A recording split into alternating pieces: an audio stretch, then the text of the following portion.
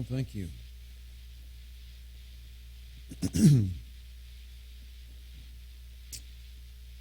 We're looking at Matthew chapter 10.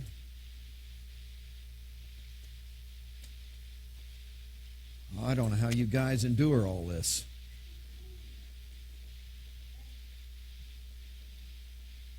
I could hardly wait for the other two to get done.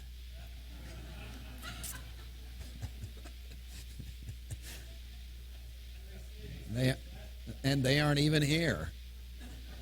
Oh, yes, Billy's on the back. Yes, in the back. Well, praise the Lord. Thank you for your patience. We start on chapter 10 yesterday, and I gave you an outline of the chapter, basically, but we won't go through that again. We want to land today, particularly really excited about this material in verse 24 and 25 of Matthew chapter 10. The context, of course, is a prayer meeting that has been going on. He's at the end of the Galilean ministry, and he's already done the feeding of the 5,000, or will, I guess. Hasn't done that yet, but he's coming up to the close and of his Galilean ministry, and he's been doing all the miracles, been doing all the teaching, been doing telling all the parables, and is feeling the weight of the crowds and is saying, hey, why don't you guys jump in this and help me? They've been following up to this time, on the job training, all of that sort of thing. Been the bouncers and the of the meetings and the ushers, and now they are going to become a vital part of the ministry itself. So they have this prayer meeting. In the middle of prayer meeting, they are praying in verse 38 of chapter 9, the Lord of the harvest to send out laborers into the harvest. Jesus jumps to his feet and says, your prayers are answered. And in chapter 10, he sends them. Verse 1, they are disciples when he had called his 12 disciples. Verse 2, the names of the 12 apostles are. So they've moved from disciples to apostles, not due to the training, not due to talent, not due to they graduated from seminary. They have moved from disciples to apostles because he's taken what he has inside of him and he's transferred it to them. So it's a preliminary of Pentecost, which is a phenomenal concept. So they are now apostles and are the sent ones. This whole chapter then is instruction. We divided it into three parts. The cause of ministry from chapter 10, verse 1 down through verse 15. The consideration of ministry from chapter 10, verse 16 down through verse 33. And then the consequence of ministry. We're looking at the consideration of ministry. And we began with this idea of the picture of ministry. Picture, of course, is the idea of camera.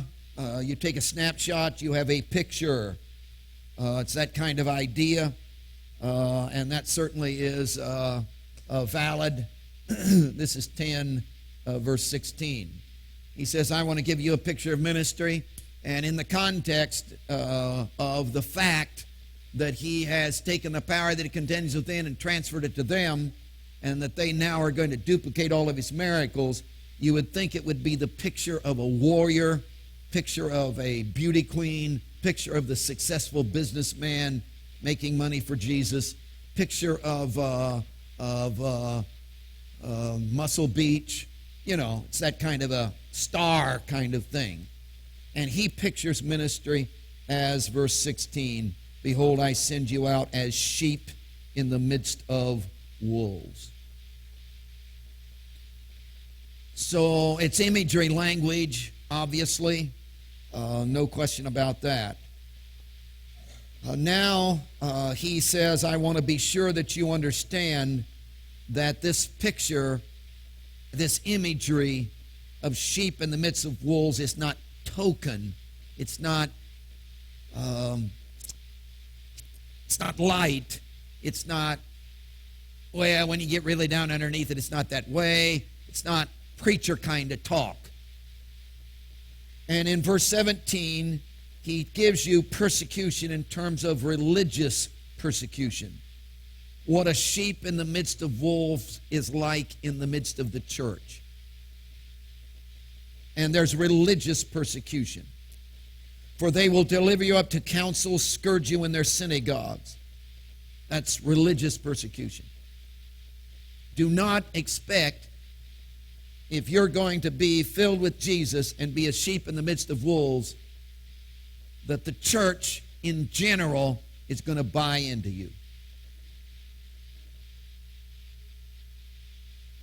The majority of the church is driven by politics.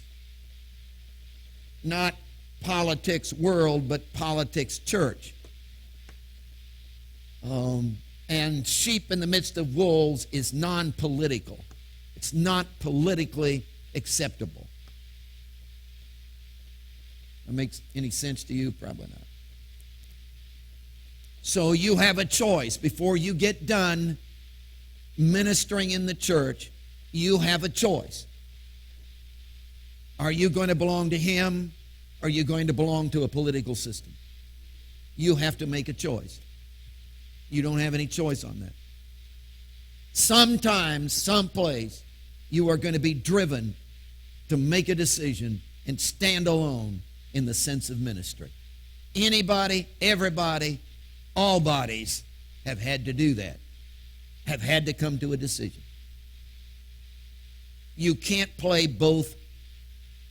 It's an impossibility. You can't be a sheep and a wolf at the same time.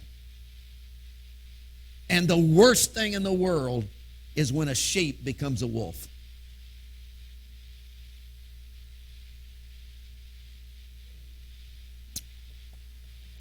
So there's religious persecution. Moving right along. Verse 18, there is political persecution. You will be brought before governors and kings for my sake as a testimony to them and to the Gentiles. Then he breaks to give us this provision. Don't want that to upset you. Hey, it's okay. Don't worry about it, because that would scare you to death. But don't worry about that. Just keep focused on me. You will be given in that hour what you need. So don't, hey, you're a sheep and you're going to be taken care of. Verse 21, he comes back to persecution. Family persecution. He's really strong on the family thing. Why would he do that? When you find out, let me know. Now, brother will deliver up brother to death, a father his child. Children will rise up against parents, cause them to be brought to death.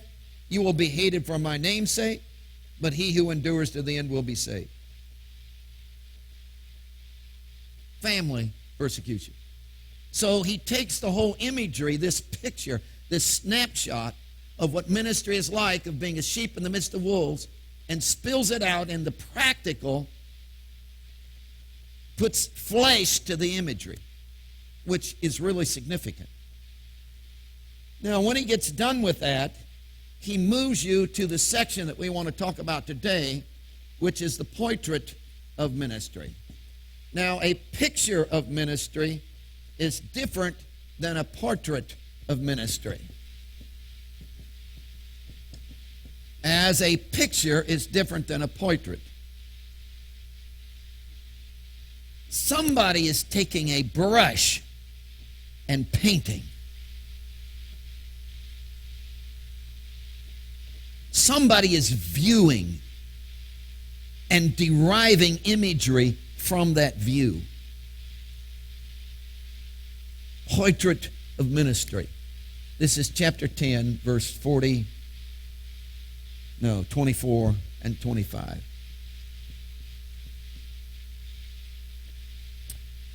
And I really love this. Now, as you begin to saturate, which, of course, in every session we're trying to talk to you about saturation. As you begin to saturate in this flow of where he's going, see, you cannot come to verse 24 and 25 and just pull it out.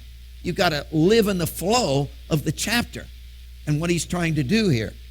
And one of the things that you've already seen it because you are very smart people. That's why you've come to Cross Style Conference Training Camp. So as you live in the flow of this and saturate in this, there are two major issues. One is a language shift. Did you notice the language shift? For instance, as you move into go to verse 7. And you go preach. Down at verse 8. Freely you have received. Verse 9. Provide neither gold nor silver nor copper in your money belt, nor a bag for your journey. For a worker is worthy of his food. Verse 11. See the language? Worthy, and stay there until you. Verse 12. When you go down to verse 15. Assuredly I say to you. Verse 16, which we have been dealing with. Behold, I send you. Look at verse 17. Beware of men, for they shall deliver you. See, the language all the way through is the second person. It's the you. They will deliver you. Verse 19. All the way through. Verse 22. You will be hated. Verse 23. Persecute you. I say to you, you will not have gone. All the way through, it's this second person, you. He's talking obviously to these 12 disciples. He's just taking the power he contains within, transferred to them. Now in verse 24, the whole language shifts. A disciple is not above his teacher, nor a servant above his master. It is enough for a disciple that he be like his teacher, and a servant that he be like his master. If they have called the master of the house Beelzebub, how much more will they call those of his household? And the language from here on shifts into what they're calling the indefinite third person, which is a broader category. So if anybody ever comes and says, well, this was just to the 12 disciples, he has distinctly at this point blossomed this out to include everybody, everywhere, anybody, any place who is going to name the name of Jesus. This applies to you, and no one can possibly cop out on this. He uses words like disciples, slave, everyone, whoever. And the language distinctly shifts, which is really significant. Now, there is a structure. The second issue, when you saturate in this, there is a structure that you come to of the passage in verse 24, which is very obvious. And you don't have to saturate a whole lot to get this. A disciple is not above his teacher. He starts with the negative. He begins there, verse 24. A disciple is not. Here's what a disciple is not. It's the negative approach. Then he moves to the positive approach in the rest of the verse. A disciple is not above his teacher, nor a servant above his master. It is enough that he be like his teacher, the positive. And then he gives the consequence of the statement.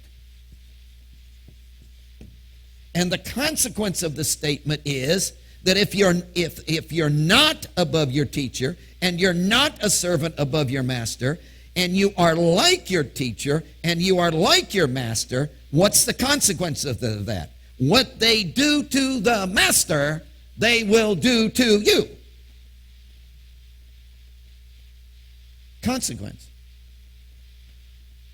So it's really hard to miss the focus of what he's saying in this particular passage. Now, there are three principles that you need to get a hold of that he's laying out for us in this particular passage that are, again, pretty obvious. The first one is, be surrendered to Jesus.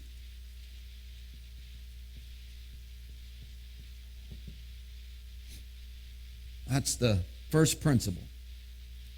Obviously, he's talking about himself as the teacher and the master. This statement in verse 24 is what is called an axiom. Axiom. Is that right? It is a self-evident principle. This is not theological. This is universally accepted. There's no argument in this. There's no, let me say something to you, and then I give you the reason why kind of stuff. Don't need to do that. This is self-evident. It's like a statement, water is wet. Nobody needs to argue that. That's not theological. That's not philosophical. That's just duh. That's the way this statement is. It is self-evident, and it is given without any proof or argument backing it up. It is just a universally recognized truth. A disciple is not above his teacher. Now, a disciple in the Greek language, in the Greek language, there is no word for disciple. We made it up. In other words, we did that in translation. We had to. So it's not a bad thing. It isn't, well, we did that wrong. No. But it doesn't quite, they didn't have any, the word disciple doesn't, there was no actual Greek word that embodied that thing.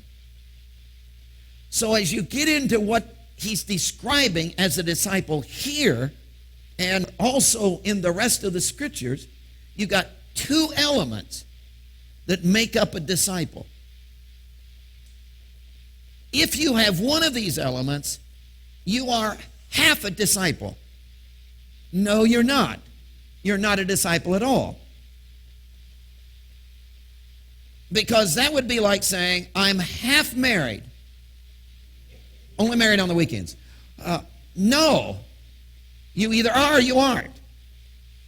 And you have to have both of these elements in order to be a disciple. Well, I've got one and I'm working on the other. You're not a disciple then. You're out. It's very specific. One element of a disciple is to believe. You have to believe. Now, we've been drilling our people around here on the issue of faith and belief and what it is. I've struggled with that all my life. And we've probably talked about this before. As a kid, I knelt at an altar of prayer, and somebody came to me and whacked me on the back and said, just trust Jesus, sonny, just trust Jesus. And I looked up at him and said, well, I don't know what that means. Do you know what it means? To trust Jesus. Well, just trust him. Well, how can I trust somebody I haven't seen? How can I trust somebody I don't even know? How can I trust? What does it mean? Can you tell me how you did it? 1, 2, 3. Oh, I've done it. Good. I'm in. What is it? And when I've done it, how will I know I've done it? And what will it feel like? And they would say to me, well, what we're talking about is just have faith in God. Just have faith in God. I thought you said trust Jesus. Well, just have faith in God. Well, what is faith? Do you have some of it? Where can I purchase it? What does it feel like when you handle it? What are you talking about? Well, they would say, now, just believe in Christ. I thought we were to have faith in Jesus. Well, I thought we were to trust Jesus. Just have faith in God. Well, just embrace Jesus. Well, what are you talking about? See, that doesn't. I can see I'm alone on this. See, this becomes like Jell-O that you're trying to nail to a wall. When have you done this? And when you do it, how do you know you've done it? And what's the concrete element of this? So, from a biblical viewpoint, we have nailed down, I believe that we've got, from the Scriptures, there's handles on this thing that you can actually reach out and grab a hold of it and say, this is happening in my life. This is not Jell-O and it's dripping off the wall. And of course, we have developed the phrase,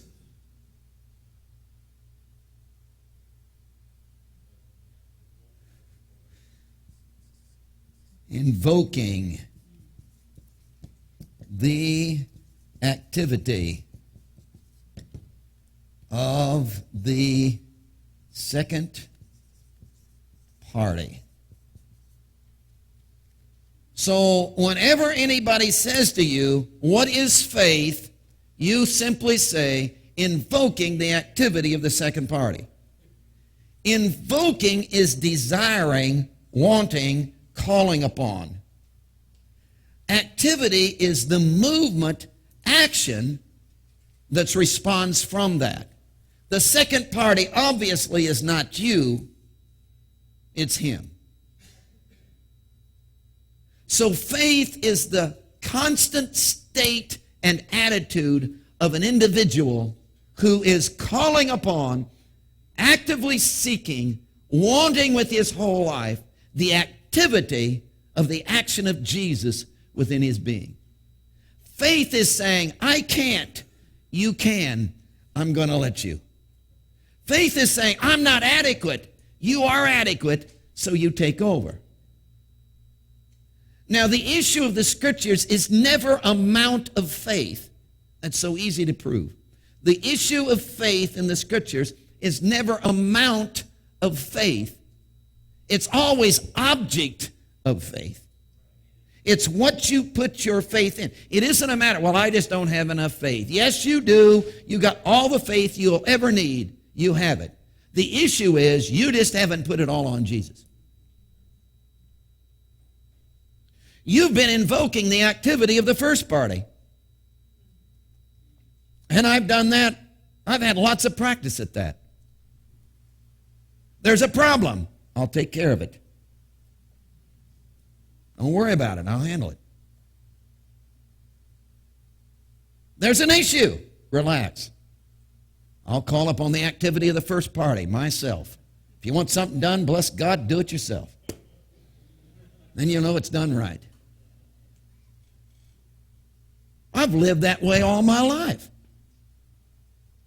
Hey, I can't depend on you. You're a bunch of flakes. I have to depend on myself. If I didn't take a hold of it, if I didn't grab it, if I didn't shake it, it wouldn't get done. I've got to straighten this out.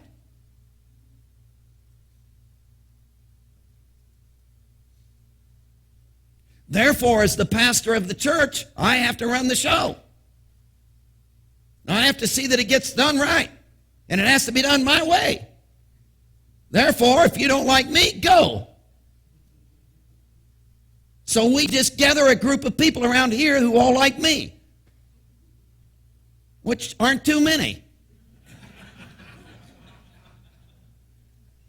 That's sick. Isn't that sick? I'd like to have a church that doesn't depend upon me. I'd like to have a church that invokes the activity of the second party, which is him, and he becomes the center point. So if you like him, you're here. Because you like him. Because you embrace him. Yeah, we don't like the preacher, but we sure like him. I don't think this is going well. So there's this belief thing, which is invoking the activity of the second party, which is disciple. Now, the second is seeking. Yeah, if you're going to be a disciple, there's this element of seeking. Now, that's ingrained into the statement itself. Verse 24, a disciple is not above his teacher. Well, when you get to the level of your teacher, then you're not a disciple anymore. Why? Because you know everything he knows. You can do everything he does and do it better. You're superior to him, so you're no longer a disciple. So the very nature of discipleship is, oh, I can't. So I'm invoking his activity, and I'm seeking what he knows and his activity in my life. It seems to me, if you're going to say you are a disciple of Christ, these two elements make up that thrust in your living. What would happen if from this point on, in every activity, every thought process, every need, every situation, every scene, you would be invoking the activity of his, you would be invoking the activity of his being in your life, and you would be seeking his mind and his heart, and be sure that you're in the middle of where he's going. Then you have a right to be a disciple. Those two elements are absolutely essential. Now, again, you can't say, well, I'm seeking truth, but that doesn't mean you're a disciple. Also, well, I believe, but I'm not seeking. What? One of the things we're doing in revival is we're getting really heavy on the senior adults because they believe like mad. They've got this belief thing down, but they aren't doing this at all. Why? Well, they've arrived. Well, they know it all. Well, nobody can tell them anything.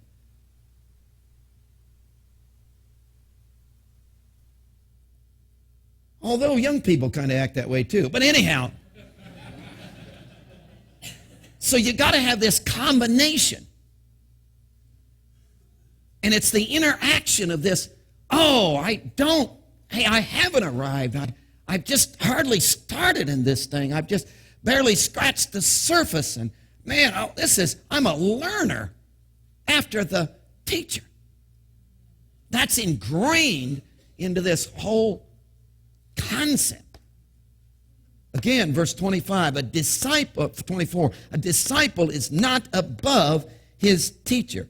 So discipleship is not an act or a list of things you do. It's this attitude that you have. So in verse 24, he gives you this statement, this principle that a disciple is not above his teacher. So he's always beneath the teacher in the wisdom and the knowledge. And of course, the slave idea is he's always beneath the master in status. Always.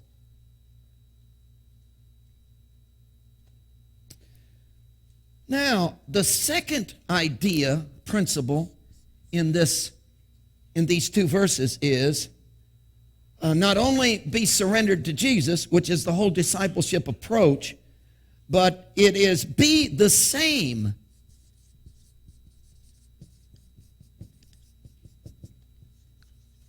as Jesus. Now,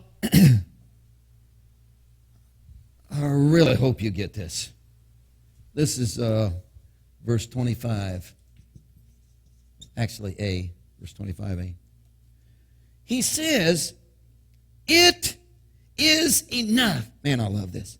It is enough for a disciple that he be like his teacher. The Greek word is arketos. It is enough.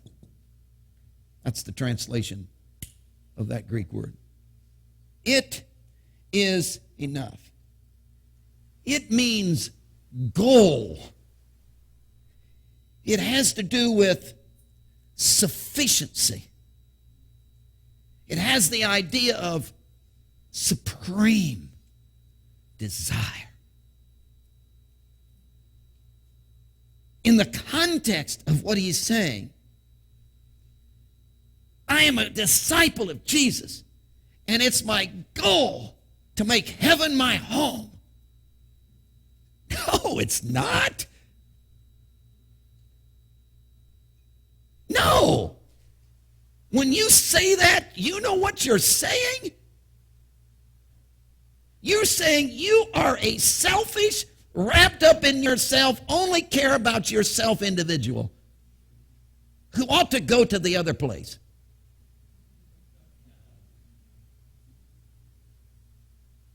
Think about it. That's a little strong, isn't it? It is my goal to make heaven my home, that my supreme desire and my passion and the longing and the one thing I want more than anything else is just to make heaven my home. What? That's so selfish. And that is so anti-Scripture. Well, where did we learn such a concept? The quartets of Nashville. Oh. That's where we learned that. But that's not my goal. This word is used 3 times in the New Testament only. It is enough. And what he's saying is, it is enough. We're talking about disciple, teacher, slave, master. It is sufficient. It is the supreme desire. It is the overwhelming longing that I would be exactly like my teacher. I want to be like my master. I have this longing, this insight. Oh, I want his mind. If I could know what he knows, if I could have his attitude, if I could think like he thinks, if I could only get so close to him and be so, if all that he is could just rub off on me. That would be enough. I stay up at night dreaming about, I would just begin to look like Jesus. My passion, my food that satisfies the gnawing of my spiritual hunger is the possibility of being conformed into his image. That all that flows through him could flow through me. Oh, if I could just walk in his shoes, if somehow he could just get inside my skin and reshape my whole being, if somehow the bone structure of my face could just give way, if somehow I could just take on the look of his face. Oh, that's my passion. That's my dream. That's like, wow. That's far out there, but if that could take place in my life.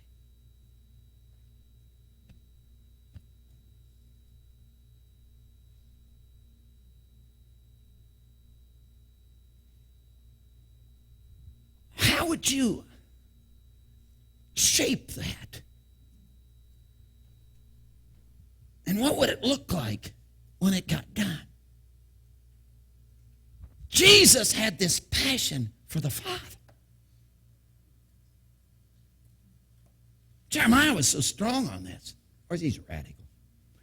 But that Jesus never, ever, ever, ever was concerned about his own personal salvation and whether he'd make it to heaven or not. His whole passion, read it, man, in the Gospels. His whole passion was, if I could just, what the Father does, I do. As I see the Father doing, so I do. All that's going on in the Father, I want that in me. What's happening in the Father, I want that to happen in me. What drives the Father, that drives me. What motivates the Father, see, I want to paint a picture of the Father so that when this is all over, you will see in my face the visible image of the invisible Father. And did that happen? Yes! It did. Now that's been transferred to my heart. He's gripped me. I'm his disciple. I'm invoking the activity of his being in my life, and I'm seeking his mind, and I have one passion, and oh, it is enough. This would be the epitome. This would be the wow. If this could happen, this would be the whoa. I mean, this is the dream of this would be the happiest moment in my life if I would be painting a picture, a portrait of the face of Jesus.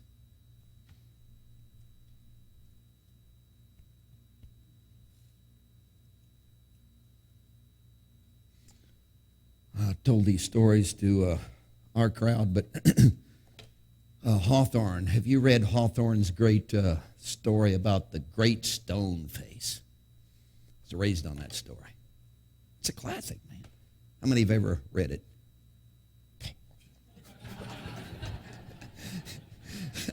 I mean, it's not even a religious story.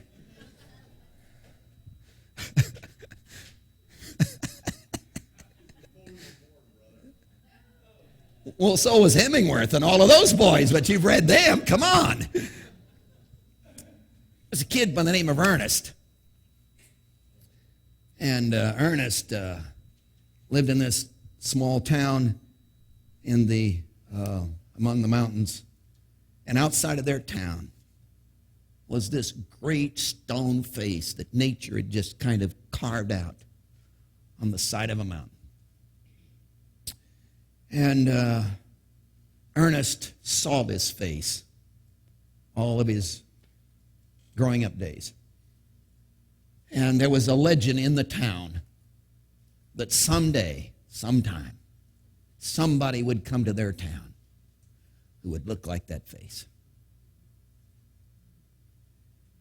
And his mother, one day sitting on the front porch when he was just a tyke, told him this legend. And somehow it captivated Ernest. And he wanted to find that man. So he spent hours studying the face. Every moment he had off, when he wasn't in school and he'd just wander outside and just study the details of the face, shape of the nose, how the eyes were. Spent all Saturdays just hanging around that face. And every stranger that came to town, he'd study the face of the stranger and then look at the face. No, he's not it. And day after day and year after year, and he's looking at the face and looking at the strangers and the visitors, and no one ever comes. He gets married, he has kids. He's staring at the face, looking for the stranger. Looks like the great stone face. Never finds him. He's an old man. He's still looking at the face, looking at the strangers. And one day he's walking down the street. And some little kid comes up to him and says,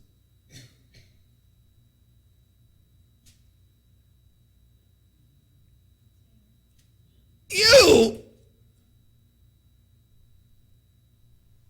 He had looked at the face for so long that he'd become like him. You've heard of old married couples who end up looking like each other?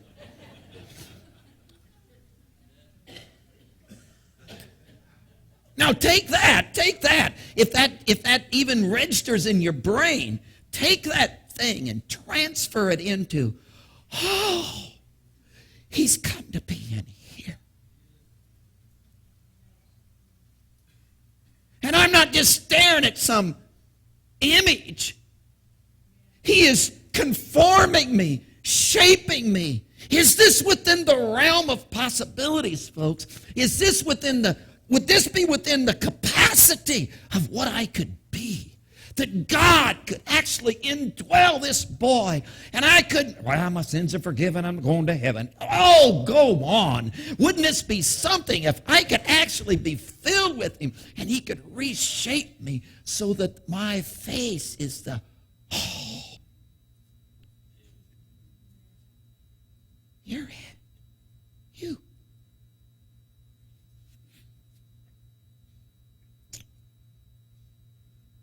Surely you've heard this story.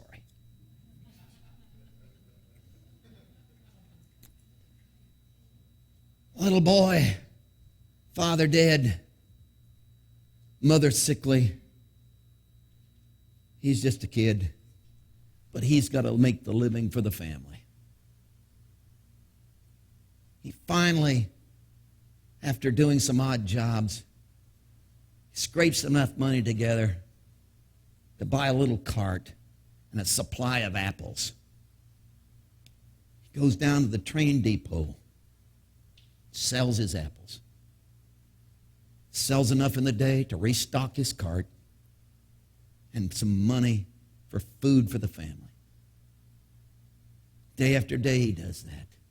That morning he'd stocked his cart, fresh new apples. He's going down, the crowd is in and out, going to business. He's walking down the train depot, calling out about his apples.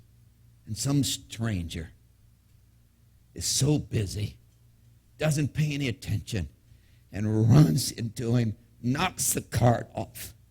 Apples are everywhere. Crowd pays no attention, stomping over his fruit a whole day. You know how long, what that'll mean? He can't stock his cart. He hasn't got anything to sell. His whole supply is gone. He's scrambling on his knees, grabbing for all of these apples. Put his cart back up, trying to save the day. He looks out of the corner of his eye, and he sees that stranger on his hands and knees in a suit, grabbing these apples. When they had saved all they could save, was only about half full. The stranger reached into his pocket, pulled out enough money, said, "Son, will this cover it?" Paid for all the apples. And the boy looked at him and said, "Are you Jesus?"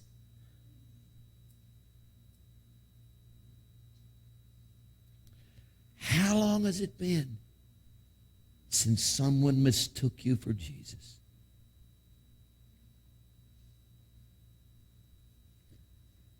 Because you look like him, man.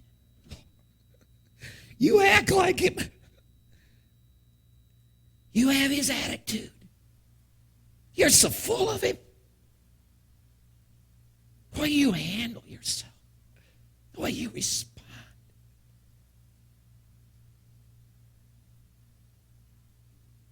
You got to be Jesus. Maybe you're Jesus number 2. I guess you'd be the third Adam. Who are you?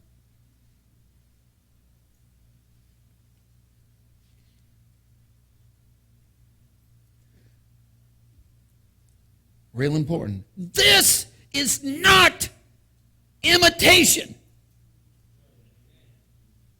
I don't know on earth. Oh, yes, I do. It was a marketing thing. Yeah, it was a marketing thing. You know how much money we made on WWJD?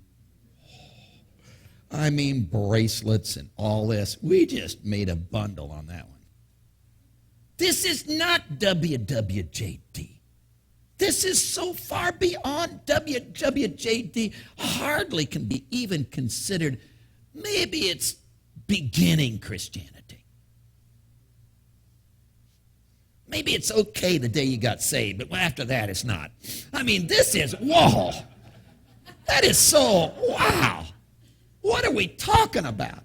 This is not imitating a Jesus who was. This is participating with the Jesus who is. This is not, what would Jesus do? Well, what did he wear? Sandals. I'm going to wear sandals. He sat when he preached. I'm sitting, brother. This is not imitation of a, what? That was then, this is now. Whoa, everything's different. Come on. This is not about imitating. This is about the actual presence of Jesus indwelling me and reshaping me. So when he says here, and he gets into this strongly as you begin to move into the rest of the passage, he says here that it is enough. This is my supreme desire. This is my longing. That I would be, not do what he did, be. It's the Greek word ginomai. That he would create me to be. He would bring into existence a state of being where I would actually be him for my world. Third principle. If I surrender to Jesus by total faith,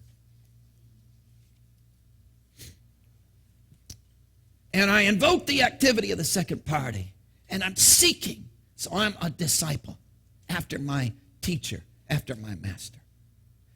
And it actually takes place that the supreme desire of my heart, to know his mind and embrace his very essence, so that all that his nature is would be in me and shape me. If that's taking place, the third principle is that I would be seen as Jesus, which is chapter 10, verse 25b. I would be seen as Jesus. Now, get this flow. Oh, I'm believing, I'm seeking, I'm invoking his activity. Out of that, he's come to indwell me, and I'm not imitating him. I'm actually being shaped into his being, and he's restructuring the bone structure of my face. And this picture of him is being painted out of my life. And when people see me, they will see him. What does he look like? They have called the master of the house Beelzebub. Oh, brother. He's back to persecution. He's back to persecution. I thought we went through that. We did. Talked about persecution, came back to provision. Talked about persecution, came back to provision. Now we got all wrapped up in, oh, I'm after him. Oh, this is going to be great. I'm going to be like him. Oh, paint the picture. And what does that look like? A sheep in the midst of wolves. Now, all the way through, his cry is, don't you dare get wrapped up. Oh, you got to hear this. Don't you dare get wrapped up in the persecution thing. Well, you talked a lot about it. I know. You talked about religious persecution. I know. You talked about political. I know. You talked about the family not even. I know. But don't get wrapped up in that. What am I supposed to get wrapped up in? It is enough. Oh, it is enough. This is the supreme desire. This is what I'm into. I'm into, oh, Jesus shaped my life. Was there persecution? Yes. Don't even pay any attention to it. What am I to pay attention to? Oh, I'm being shaped like him. Oh, my face. Yes, I'm staring at the stone face, man. I'm painting this image. It's being painted through my life of what he's like and who he is and his attitude and his mind. That's what I'm focused on. See, if you focus on persecution, you know what you'll get all wrapped up in? Well, they're not treating me right. Well, bless God, this isn't fair. Well, this upsets me. If you get wrapped up in how people treat you, it's not fair. Well, I've got seniority here.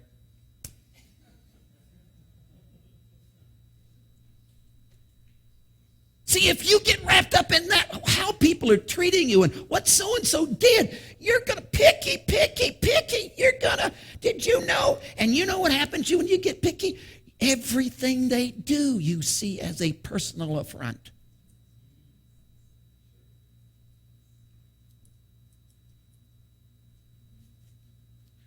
Once you start in on that, every time they make a move, I bet they were talking about me.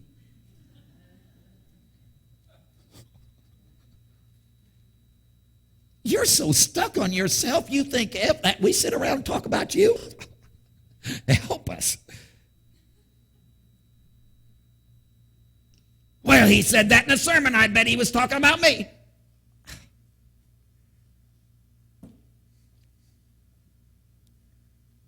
Come on, don't do that. If you could get, it's enough. It is my passion. It's my burn. It's this is the dream of my life. What about persecution? Oh, I guess there is some. Do you know there's some folks that don't like you? You're kidding me. Yeah, they're talking about you. Well, forevermore, really?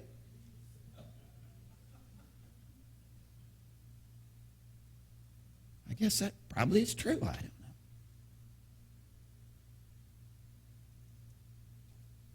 Is that possible? Now, put all of this in the context of ministry.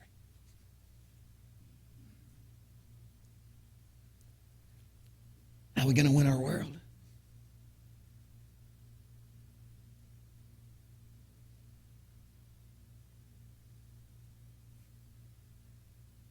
We're going to win our world by not winning our world. We're going to evangelize by not evangelizing. We're going to grow a church by not growing a church. Oh, that's stupid. I know. See, it should be marketing and He said, no. Focus on me. Get all wrapped up in me. Become so like me until my mind and my attitude spills and you paint this picture of, are you Jesus?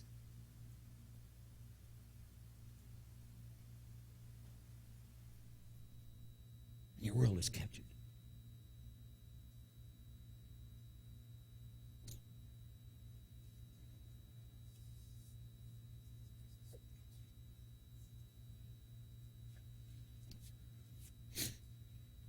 Well, you realize I did better than the other two. It's only 5 after.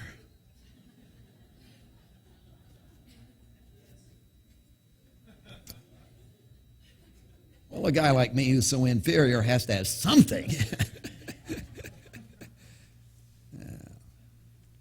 Want to say anything?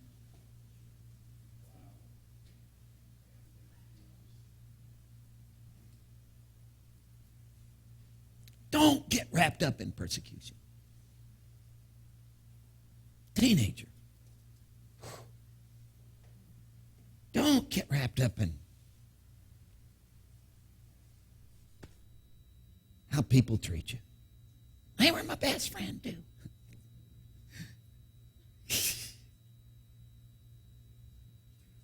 Focus. Focus.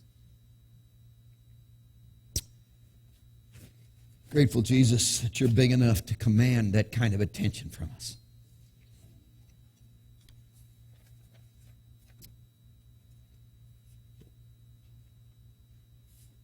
And the truth of the matter is, I didn't decide I wanted to be like you. You captured my heart.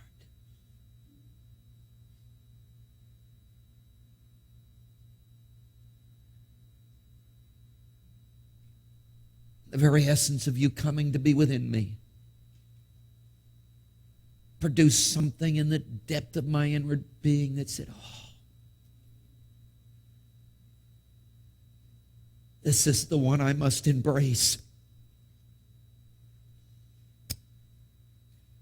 And you became so big in my life that everything else shrunk in value.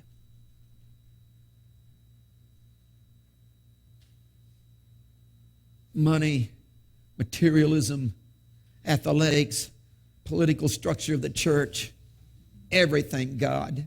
Sex, everything God, everything God, everything shrunk in light of your greatness. If I could be like you, I give you permission to restructure the bone structure of my face and make me like you.